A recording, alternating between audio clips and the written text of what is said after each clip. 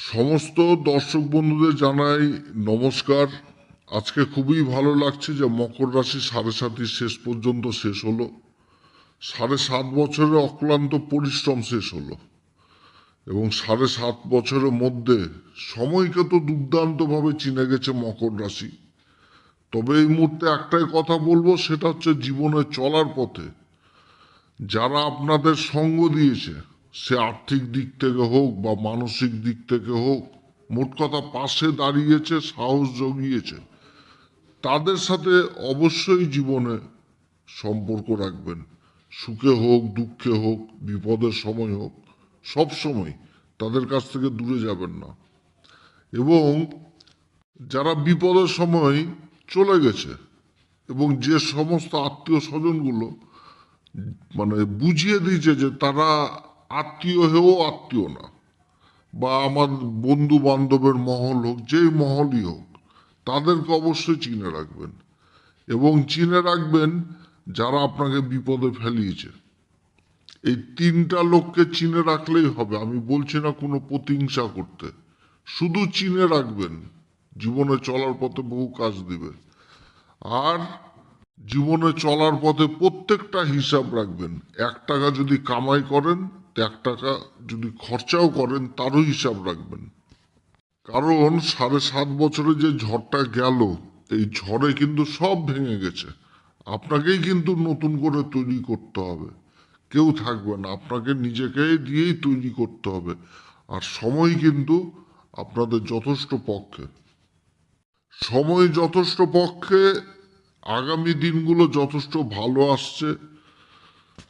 ঘুরে দাঁড়ানোর মতন ভালো সুযোগ তৈরি হচ্ছে, সব দিক থেকে ভালো হচ্ছে।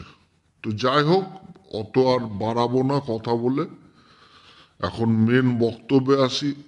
সমস্ত দর্শকদের নমস্কার জানাচ্ছি অনুষ্ঠানটি শুরু করার আগে। তার সাথে বলবো, যারা বহুদিন ধরে আমাদের অনুষ্ঠান দেখছেন, হয়তো সাবস্ক্রাইব করেনি, ভুলেই গেছেন কৌতূহলবশত, তো সেই সমস্ত দাদা দিদি ভাই বন্ধুদের কাছে বিশেষ অনুরোধ করব, যদি এই অ্যাস্ট্রো বাংলা চ্যানেলকে নিজের ভাবেন, তাহলে অবশ্যই করবেন। এই 7.5 বছর আপনারা শুধু স্ট্রাগল করেননি, আমিও কিন্তু আপনাদের পিছনে যথেষ্ট স্ট্রাগল করেছি। আপনাদের সুখে দুঃখে সবসময় কিন্তু সাথে থেকেছি এবং বুঝিয়েছি যে কখন ভালো কখন খারাপ। প্রত্যেকটা মুহূর্তে আমি সাথ দিয়েছি আপনাদের। এবং মকর রাশিকে নিয়ে একটা বলতে গেলে একটা বড় অধ্যায় আমি লিখে ফেলে দিয়েছি। এরকম অবস্থা যে কোনো মকর রাশির যদি কেউ কুষ্টি দেখাতে আসে, তো তার সাথে এই কথা ওই কথা বলতে বলতে সময় হয়ে যায় প্রায় 1 ঘন্টা। এত ভালো লাগে, এত রিসার্চ করি এবং কি চিন্তা করি যে কিভাবে আর্থিক দিকটা উন্নত করা যায়। মেন সবাই কিন্তু ওই আর্থিক দিক থেকে বিশেষ ক্ষতিগ্রস্ত হয়েছে, যে আর্থিক দিকটাকে কিভাবে মজবুত করা যায়। তো তারও উপাচার দিই, সেই উপাচারে আবার ফলও পাচ্ছে লোকে। তো যাই হোক, নিজের সুনাম তো আর নিজে করা উচিত না। তো দেখছি, যার জন্য কথাগুলো বললাম, যে বেশিরভাগ মকর রাশি ভাই বন্ধু দাদারা শুধু ওই নিজের কেরিয়ার এবং আর্থিক দিক যথেষ্ট খারাপ হয়েছে এই 7.5-এর মধ্যে। তা আমিও যথাসাধ্য চেষ্টা করেছি, ঈশ্বরের আশীর্বাদ এবং বিশেষ ফলও পাচ্ছে তারা। তো দর্শক বন্ধুদের কাছে বিশেষ অনুরোধ করব, যদি ভালো লাগে তাহলে অবশ্যই সাবস্ক্রাইব করবেন। তবে আমি কোনো রকমভাবে দর্শক বন্ধুদের বিভ্রান্তের মধ্যে রাখতে চাই না। এটা গ্রহদের গোচরের উপরই আলোচনা করা হচ্ছে, এটা কারো কোনো রকম ব্যক্তিগত আলোচনা নয়। আর আজকে থেকে এই আলোচনা আপনারা চন্দ্র রাশি কিংবা লগ্ন হিসাবেও দেখতে পারেন। আমি বিশেষত লগ্ন বলা ছেড়ে দিয়েছিলাম 7.5-এর পিরিয়ডে মকর রাশির, শুধু রাশির উপর আলোচনা করছিলাম, কারণ 7.5 কিন্তু রাশির উপরই হয়। খুবই আনন্দ লাগছে যে মকর রাশি 7.5 কাটলো। তো আজকের আলোচনাতে বলবো মকর রাশির শরীর স্বাস্থ্য নিয়ে, শিক্ষা, প্রেম, ভালোবাসা, বিবাহ, কর্মজীবন, কর্মজীবনে আবার ভাগ্য কিরকম সঙ্গ দিবে এই এপ্রিল মাসটা। তো এই এপ্রিল মাসে গ্রহদের আবার অবস্থান হচ্ছে এরকম। রাশির তৃতীয় ঘরে অবস্থান করছে হচ্ছে শনিদেব, অবস্থান করছে নক্ষত্র হচ্ছে পূর্বা ভাদ্রপদে। তারপরে রাহু অবস্থান করছে, রাহুও পূর্বা ভাদ্রপদ নক্ষত্র, দেবগুরু বৃহস্পতির নক্ষত্র। শুক্র অবস্থান করছে, শুক্র আবার 1 তারিখে চলে আসবে পূর্বা ভাদ্রপদ নক্ষত্র। বুধ অবস্থান করছে এবং সূর্য অবস্থান করছে। তো সূর্য 13 তারিখে রাশি পরিবর্তন করবে, চলে আসবে হচ্ছে উচ্চ ঘরে, চতুর্থ ঘরে। রাশির যেটা পঞ্চম ঘর, বৃষ রাশি, এই ঘরে দেবগুরু বৃহস্পতি অবস্থান করছে এবং চন্দ্রদেবের নক্ষত্র রোহিণী নক্ষত্রে মার্গী অবস্থায় রয়েছে। আর দেবগুরু বৃহস্পতি আবার 11 তারিখে এপ্রিল মাসে চলে আসবে, আবার নক্ষত্র পরিবর্তন করবে, চলে আসবে মৃগশিরা নক্ষত্র, সেটা হচ্ছে মঙ্গলের নক্ষত্র। এদিকে আবার মঙ্গল 3 তারিখে আবার রাশি পরিবর্তন করবে, চলে আসবে সপ্তম ঘরে। নিচ অবস্থায় থাকবে, কিন্তু কয়েকদিন থাকবে নিচ অবস্থায়, তারপর যখন সূর্য উচ্চ অবস্থায় চলে আসবে তখন তো মঙ্গলের আবার নিচ ভঙ্গ হয়ে যাবে। আর নক্ষত্র কিন্তু দেবগুরু বৃহস্পতির নক্ষত্রে থাকছে 12 তারিখে, এপ্রিল মাসের 12 তারিখে আবার মঙ্গল নক্ষত্র পরিবর্তন করে নেবে, তখন কিন্তু পুষ্যা নক্ষত্রে চলে আসবে। তো পুষ্যা নক্ষত্রের অধিপতিকে শনিদেব, এবং পুষ্যা নক্ষত্রের অধিপতি দেবতা আবার দেবগুরু বৃহস্পতি কিন্তু। এদিকে আবার ভাগ্যের ঘরে কেতু অবস্থান করছে, কেতু আবার অবস্থান করছে সূর্যের নক্ষত্র উত্তরা ফাল্গুনীতে। তো এই রকম গ্রহদের অবস্থান হচ্ছে এই মকর রাশির ক্ষেত্রে এপ্রিল মাসে। তো মকর রাশির শরীর স্বাস্থ্য কেমন থাকবে এই এপ্রিল মাসে? রাশির অধিপতি হচ্ছে শনিদেব, রাশি পরিবর্তন করলো, তৃতীয় ঘরে চলে আসলো এবং এই ঘরে আবার সূর্য অবস্থান করছে। তো সূর্যের সাথে একটা বিপরীত পরিস্থিতি থাকছে, আবার রাহু অবস্থান করছে, রাহুর সাথে একটা গ্রহণযোগেরও পরিবেশ থাকছে সূর্যের। তো এটা বেশি দিন থাকছে না, 13 তারিখ, এবং প্লাস পয়েন্ট হয়ে গেছে দেবগুরু বৃহস্পতির নক্ষত্রে অবস্থান করছে। এই 3টি গ্রহ, শুক্র, রাহু, আর এদিকে হচ্ছে শনি। আর সূর্য ঢুকে আছে রেবতী নক্ষত্রে 31শে মার্চ থেকে। শারীরিক দিক থেকে ওরকম অসুবিধা দেখতে পাচ্ছি না, তবে সময়ের তালে তালে যদি শরীর অসুস্থ থাকে সেটা কিন্তু ইমপ্রুভের দিকে যাবে। যেমন কারোর চোখের সমস্যা রয়েছে, দাঁতের সমস্যা রয়েছে, হ্যাঁ, এগুলোর দিক থেকে ইমপ্রুভ আসবে। ত্বকজনিত সমস্যা ছিল সেই সমস্যাগুলো দূর হবে।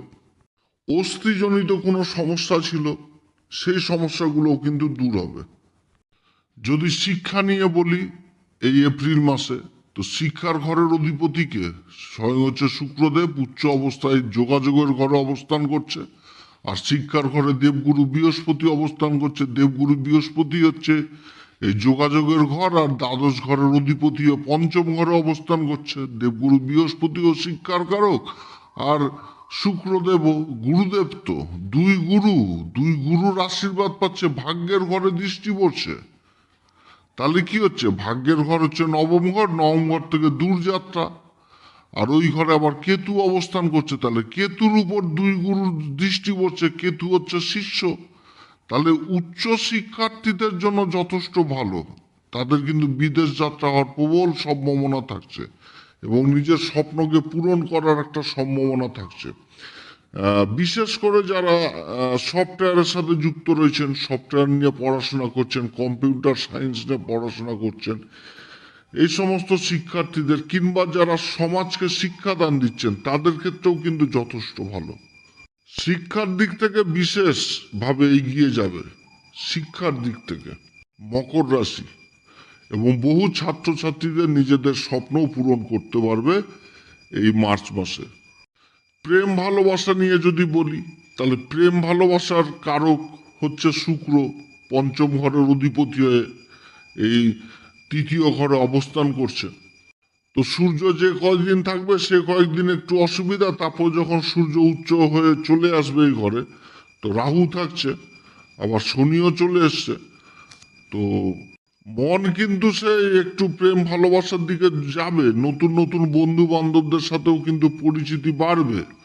তবে যেহেতু এখানটাতে লম্পট যোগটা তৈরি হচ্ছে, এই শুক্র আর রাহুর সাথে জুতিটা, এবং তার সাথে আবার বুধ থাকছে, অতএব এদিক থেকে কিন্তু আবার যথেষ্ট সাবধানে থাকতে হবে যে নিজের চরিত্র কলঙ্কিত যেন না হয়, কেউ যেন কলঙ্কের ছিটা না দিতে পারে।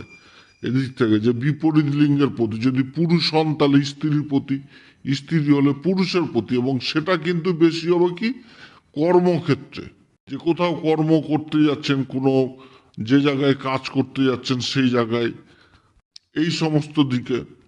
এবং অত্যধিক সাহস জিনিসটাও চলে আসবে, যে একটা বেপরোয়া, যে সমাজ দেখবে তো কি হবে, হ্যাঁ করলাম, রাস্তা দাঁড়িয়ে সাইডে বসেই প্রেম করলাম, বাড়ির গুরুজন যাচ্ছে বা বাড়ির বা কোনো আত্মীয় স্বজন যাচ্ছে, এরকম কিন্তু একটা টেন্ডেন্সি চলে আসবে, যেহেতু এখানটাতে রাহু রয়েছে।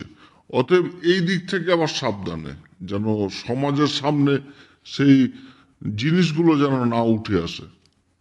তবে প্রেম আর ভালোবাসা যে শুধু ওই বন্ধু বান্ধবদের মধ্যেই থাকবে সেটাও না, পিতামাতার উপরে তো প্রেম ভালোবাসার জায়গা নাই।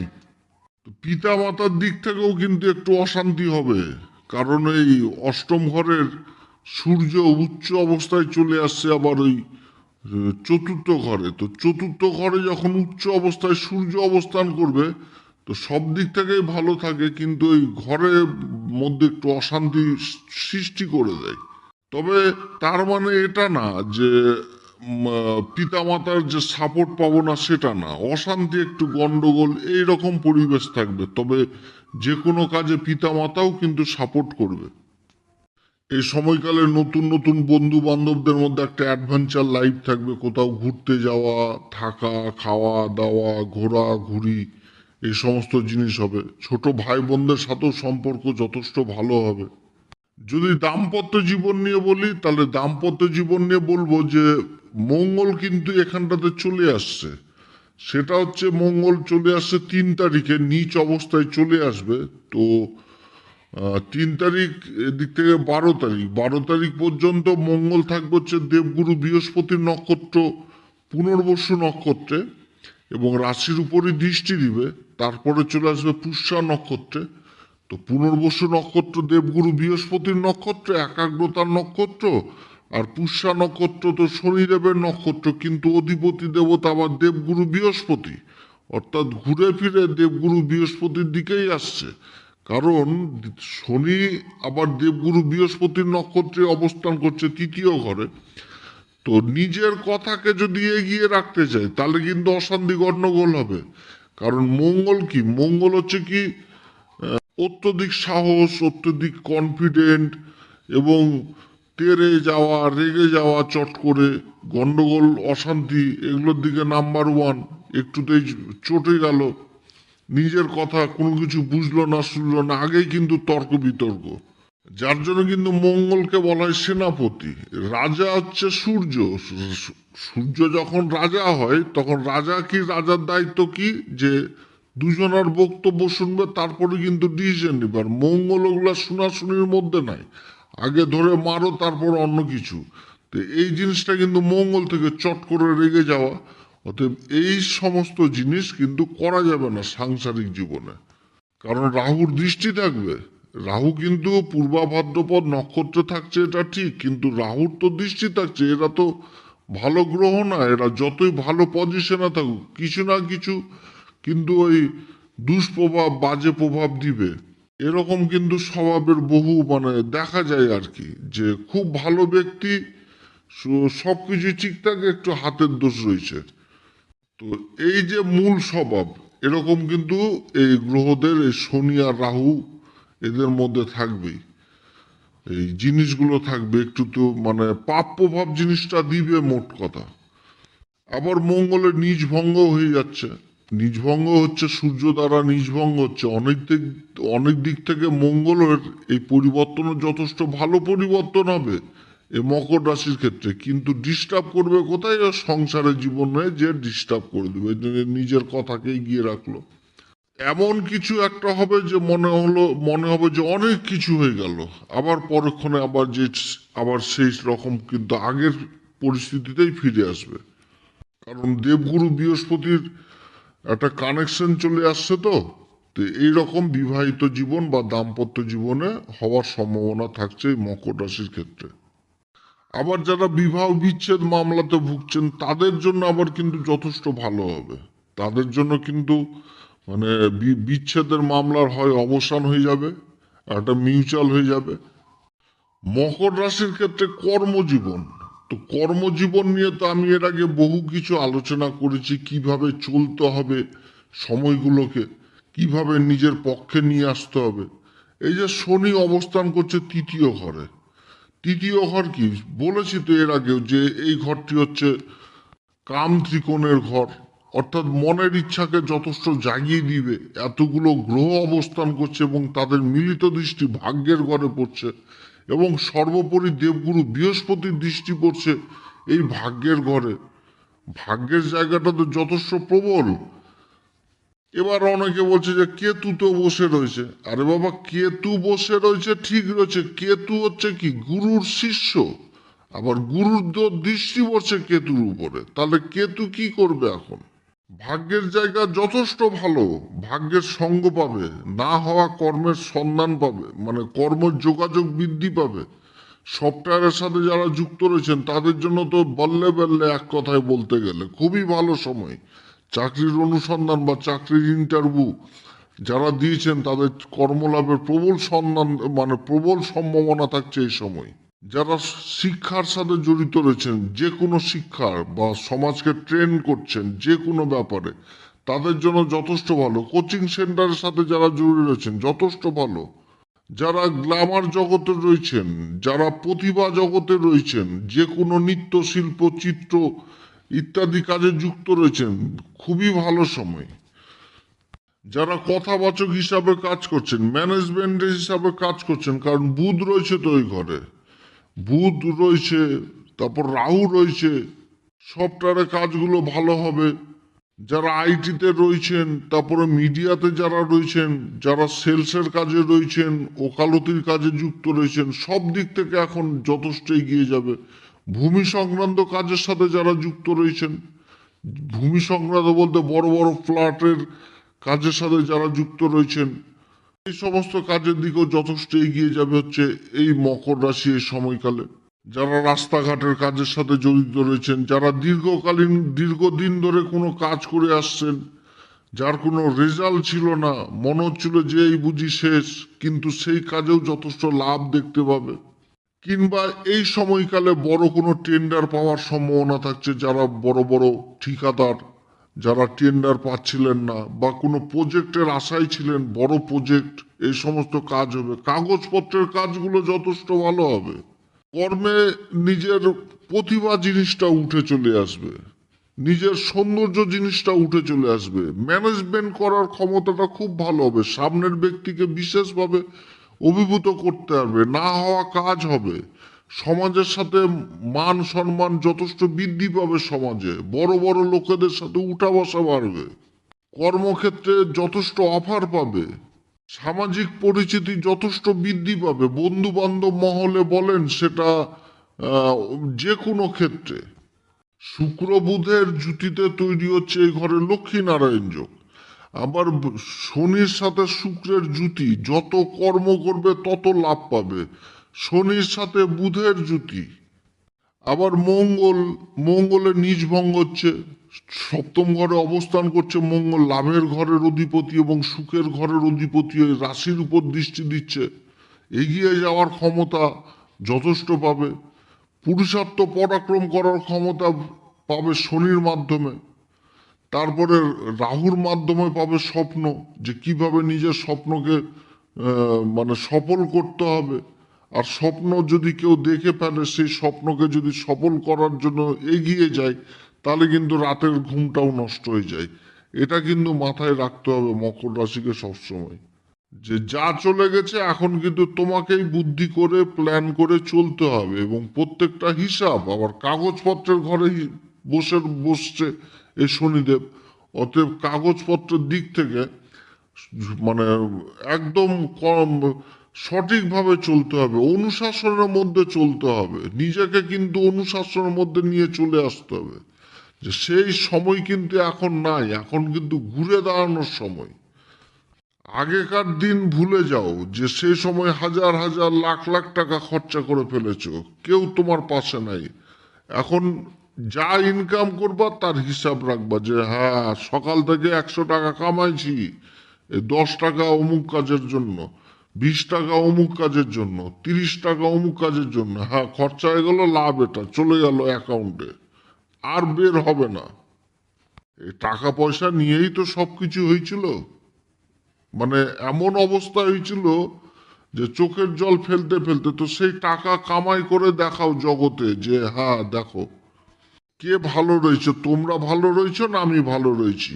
যে সময় আমাকে ধাক্কা মেরে ফেলে দিয়েছো, তো তার থেকে নিজেকে যথেষ্ট এগিয়ে নিয়ে যাও, নিজেকে ভালো এমন ভাবে প্রতিষ্ঠিত করে যেন সবাই এরকম হাঁ করে দেখে যে হ্যাঁ অমুক ব্যক্তি যাচ্ছে। সেই জিনিসটা নিয়ে চলে আসছো, আর তাতে শনি যথেষ্ট সাপোর্ট করবে এবং তার সাথে দেবগুরু বৃহস্পতিও যথেষ্ট সাপোর্ট করবে। এই মকর রাশিকে প্রত্যেকটা পদক্ষেপে সাপোর্ট পাবে এই মকর রাশি। কর্মজীবনে ভাগ্যও যথেষ্ট সঙ্গ পাবে এবং কর্মজীবনটা টোটালটা আলাদা হতে যাচ্ছে মকর রাশির। বহু মকর রাশি, বহু মকর রাশি যাদের দেখছি, দেখতে পাচ্ছি তো চোখের সামনে, কি বলবো, যে তারা তো সঠিকভাবে যাচ্ছে এখন এবং উন্নতির দিকে যাচ্ছে। তবে আবার অনেকে লিখছেন এবং অনেকের মধ্যেও দেখছি, মিথ্যা কথা তো বলে লাভ নেই, অনেকের মধ্যেও দেখছি যে তারা পিছনে সরে রয়েছে। সবার ক্ষেত্রে দেখছি বেশিরভাগ ক্ষেত্রে আর্থিক দিকটা খুবই দুর্বল হয়েছে। তো তাদেরকেও আমরা উপাচার দিচ্ছি, করছে, ভালো ফলও পাচ্ছে। ভালো ফল না পেলে বা সেকেন্ড টাইম কেনই বা কথা বলবে। তো যাই হোক, সমস্ত দর্শকদের উদ্দেশ্যে বলছি ভালো সময়, কর্মজীবনও ভালো হচ্ছে। প্রথম মাস বিশেষভাবে অনুরোধ করব, যদি কারো জন্মকুষ্ঠিতে গ্রহের অবস্থান খারাপ থাকে, সময় যথেষ্ট ভালো সময় মকর রাশির। আমাকে মেসেজ লিখে কিচ্ছু হবে না দাদা, ভাই, বন্ধুরা, দিদিরা আমাকে মেসেজ লিখে কি করবেন যে দাদা আপনার কথাগুলো শুনতে আর ভালো লাগছে না। আমাকে এই কথা না বলে নিজের কুষ্ঠিটা কোনো ভালো ব্যক্তির কাছে যে একবার দেখাবেন, দেখিয়ে উপাচারটা নিবেন। যে ভালো লোকের কাছ থেকে যদি পকেট থেকে পাথর বার করে তো বুঝে নেবেন যে হ্যাঁ ও হয়ে গেল। এইগুলো জিনিস করেন, কিছু কিছু উপাচার করেন, আছে কিছু কিছু যেগুলো জিনিস মানে করলে অবশ্যই সে ভালোর পথেই যাবে। তো এই যে কথাগুলো বলছি যে হনুমান চল্লিশা, বজরং বাণ, এগুলো অবশ্যই জীবনে পাঠ করবেন, এগুলোর পাঠ করার প্রয়োজন রয়েছে। এবং তার সাথে শ্রীরাম সীতার প্রণাম মন্ত্র করবেন। যারা গুরুর দীক্ষা নেননি, গুরুর দীক্ষা নেবেন, গুরুর সান্নিধ্যে থাকবেন। কর্মক্ষেত্রে কাউকে মিথ্যা আশ্বাস দিবেন না, কাউকে ঠকাতে যাবেন না। হ্যাঁ, আর প্রত্যেকটা হিসাব রাখবেন, হিসাব করে চলবেন। তো যাই হোক, অনেক কথা বললাম, খুবই ভালো লাগছে আজকে বলতে, সত্যি মন থেকে বলছি, খুবই ভালো লাগছে যে আপনাদের সাড়ে সাথী আজকে শেষ হচ্ছে, শেষ হলো। সাড়ে সাথীর যে কি জ্বালা, আপনারা কি উপলব্ধি করেছেন, আপনাদের সাথে সাথে আমিও উপলব্ধি করে নিয়েছি যে সাড়ে সাথীর জ্বালা কি হতে পারে। 100টা লোকের মধ্যে 90টা লোকেরই দেখছি শুধু খারাপ আর খারাপ, ভালো তো দেখতেই পাচ্ছি না। দূর দূরান্তে কেউ আসছে তো ছিটাফোটা, হ্যাঁ দাদা আমার চাকরি হয়েছে, আমার কাজ হয়েছে, কিন্তু 90টা লোকেই শুধু দেখি যে খারাপ আর খারাপ। তো যাই হোক, ভগবান সবার মঙ্গল করুক, সবাইকে সুখে শান্তিতে রাখুক, সবার মধ্যে ভ্রাতৃত্ব বোধ জেগে উঠুক, এটাই। তবে মকর ছাড়া কোনোদিন জগৎ চলবে না। মকর, মকর যেখানটাতে নাই সেখানটাতে সততা নাই, আমি এটা জোর গলায় বলতে পারি। মকরই হচ্ছে একমাত্র সততার প্রতীক। তো যাই হোক, আপনারা সবাই ভালো থাকেন। হনুমান চল্লিশা, বজরং বাণ নিয়মিত পাঠ করবেন এবং তার সাথে শ্রীরাম সীতার প্রণাম মন্ত্র করবেন, দেখবেন বহু ভালো ফল পাবেন। এরপর আবার আসবে একটি নতুন পর্ব নিয়ে। নমস্কার, ধন্যবাদ।